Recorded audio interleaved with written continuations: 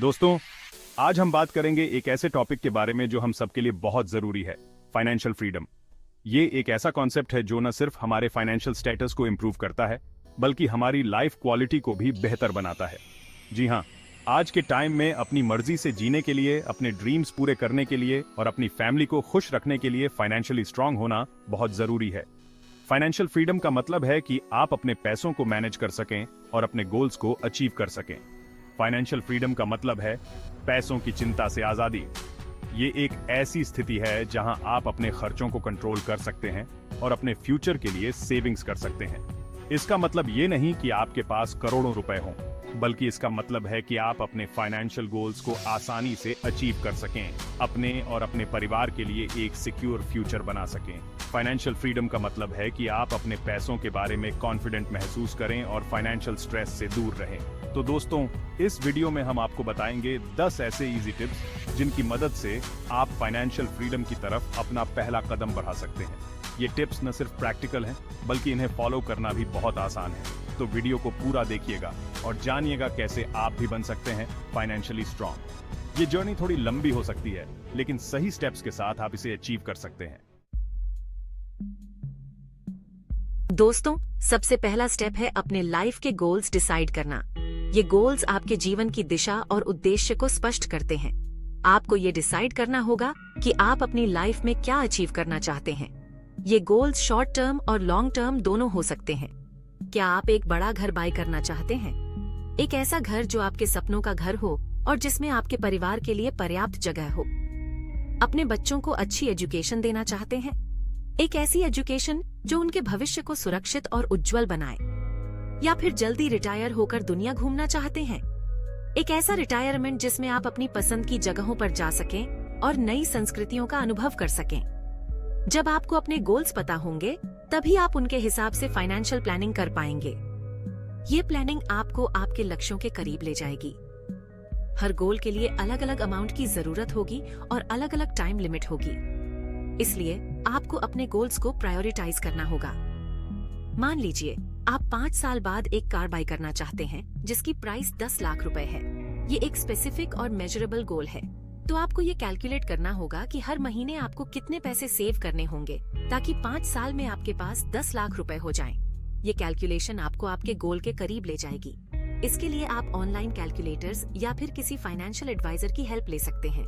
ये टूल्स और एक्सपर्ट्स आपकी प्लानिंग को आसान बना सकते हैं। याद रखिए, बिना लक्ष्य के आपकी मंजिल तक पहुंचने का कोई रास्ता नहीं होता। लक्ष्य ही वो मार्गदर्शक होते हैं जो आपको आपकी मंजिल तक पहुंचाते हैं। दोस्तों, फाइनेंशियल प्लानिंग का सबसे जरूरी स्टेप है बजट बनाना। बजट बनाने का मतलब है अपने कमाई और खर्च पर नजर रखना। आपको पता होना चाहिए कि आपकी इनकम कहां से आ रही है और आप उसे कहां स्पेंड कर रहे हैं। इसके लिए आप एक सिंपल सा तरीका अपना सकते हैं। एक नोटबुक लीजिए और उसमें अपनी सारी इनकम और एक्सपेंसेस लिखना शुरू कर दीजिए। आप चाहें तो ऑनलाइन बजटिंग एप्स का भी इस्तेमाल कर सकते हैं। जब आप कुछ महीनों तक अपने खर्चों को ट्रैक करेंगे, तो आपको खुद ब खुद समझ आने लगेगा कि आप कहां ज्यादा पैसे वेस्ट कर रहे हैं और कहां बचत कर सकते हैं। याद रखिए, छोटी छोटी बचत भी आगे चलकर बड़ी अमाउंट बन जाती है। दोस्तों, क्रेडिट कार्ड आज के टाइम में एक जरूरत बन गया है, लेकिन क्रेडिट कार्ड यूज करना समझदारी से करना बहुत जरूरी है।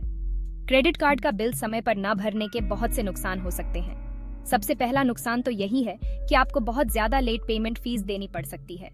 दूसरा नुकसान ये है कि इससे आपका क्रेडिट स्कोर खराब हो सकता है। क्रेडिट स्कोर एक ऐसा नंबर होता है जो आपकी फाइनेंशियल क्रेडिबिलिटी बताता है।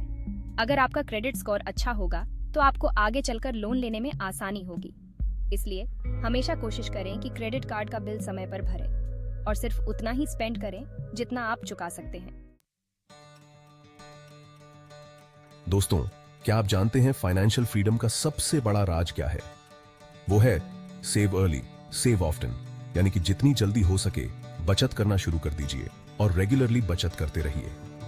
इसके लिए आप ऑटोमेटिक सेविंग प्लान्स यूज कर सकते हैं। आप अपने बैंक अकाउंट में स्टैंडिंग इंस्ट्रक्शंस दे सकते हैं कि हर महीने आपकी सैलरी आते ही एक फिक्स्ड अमाउंट आपके सेविंग्स अकाउंट में ट्रांसफर हो जाए।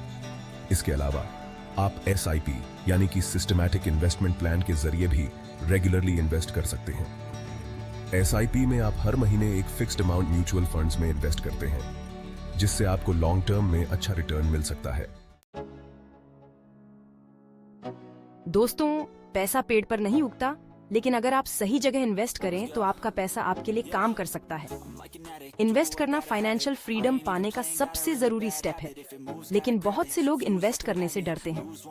उन्हें लगता है कि इन्वेस्ट करना रिस्की होता है, लेकिन दोस्तों, रिस्क तो जिंदगी में हर जगह है। सड़क पार करते समय भी रिस्क होता है, लेकिन क्या हम इसलिए सड़क पार करना छोड़ देते हैं? नहीं ना। ठीक उसी तरह इन्वेस्ट करते समय भी आपको थोड़ा बहुत रिस्क तो लेना ही पड़ेगा, लेकिन अगर आप समझदारी से इन्वेस्ट करें तो आप अपने रिस्क को कम कर सकते हैं और अच्छा रिटर्न कमा सकते हैं।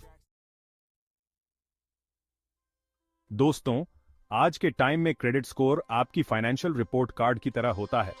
जिस तरह स्कूल में अच्छे नंबर आपको अच्छे कॉलेज में एडमिशन दिलाते हैं, उसी तरह अच्छा क्रेडिट स्कोर आपको आसानी से लोन दिलाने में हेल्प करता है। अगर आपका क्रेडिट स्कोर अच्छा होगा तो आपको कम ब्याज दर पर लोन मिल सकता है। इसके अलावा कुछ कंपनीज तो जॉब देने से पहले आपका क्रेडिट स्कोर भी चेक करती हैं। आप अपना क्रेडिट स्कोर ऑनलाइन फ्री में चेक कर सकते हैं। अगर आपका क्रेडिट स्कोर कम है तो घबराने की कोई बात नहीं है। आप कुछ इजी स्टेप्स फॉलो करके अपना क्रेडिट स्कोर इंप्रूव कर सकते हैं। चैप्टर 7। दोस्तों, फाइनेंस एक ऐसा सब्जेक्ट है जिसके बारे में हमें स्कूल में नहीं सिखाया जाता, लेकिन जिंदगी में सक्सेसफुल होने के लिए फाइनेंशियली लिटरेट होना बहुत जरूरी है। आपको budgeting, saving, investment, tax, insurance जैसे इंपॉर्टेंट फाइनेंशियल कॉन्सेप्ट्स के बारे में नॉलेज होनी चाहिए। आजकल इंटरनेट पर फाइनेंस से रिलेटेड बहुत सी इंफॉर्मेशन अवेलेबल है। आप ब्लॉग्स, आर्टिकल्स, वीडियोस के जरिए अपनी फाइनेंशियल नॉलेज बढ़ा सकते हैं। इसके अलावा आप किसी फाइनेंशियल एडवाइजर से भी हेल्प ले सकते हैं। एक अच्छा फाइनेंशियल एडवाइजर आपको आपके फाइनेंशियल गोल्स अचीव करने में हेल्प कर सकता है। चैप्टर 8।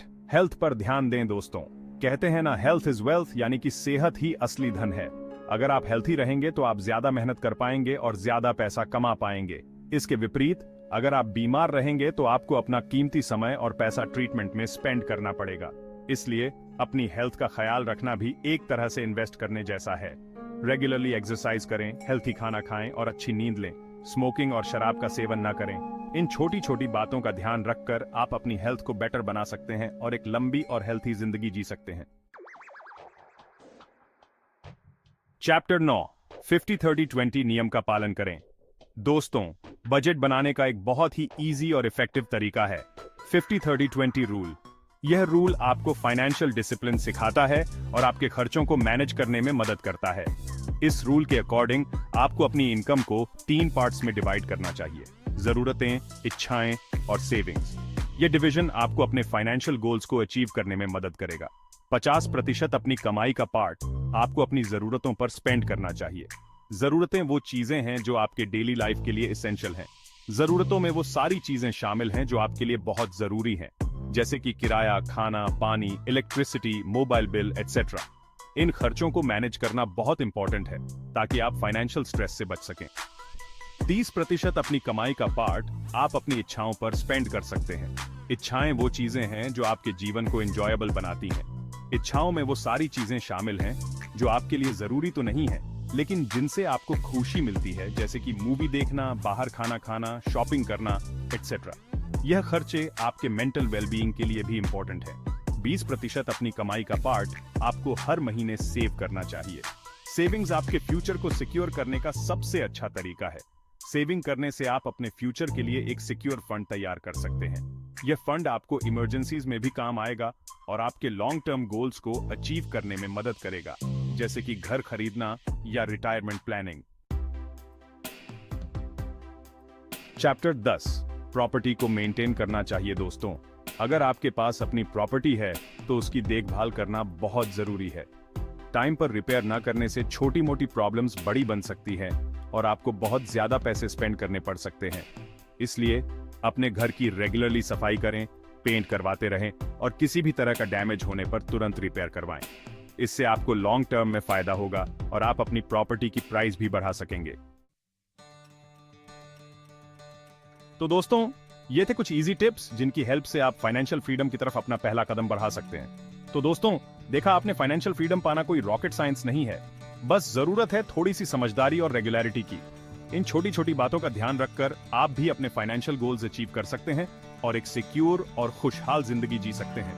मुझे उम्मीद है कि आपको ये वीडियो पसंद आया होगा। अगर आपको ये वीडियो इंफॉर्मेटिव लगा हो तो इसे अपने दोस्तों और परिवार वालों के साथ जरूर शेयर करें। और हाँ, चैनल को सब्सक्राइब करना ना भूलें ताकि आपको ऐसे ही और भी इंफॉर्मेटिव वीडियोस मिलते रहें। धन्यवाद।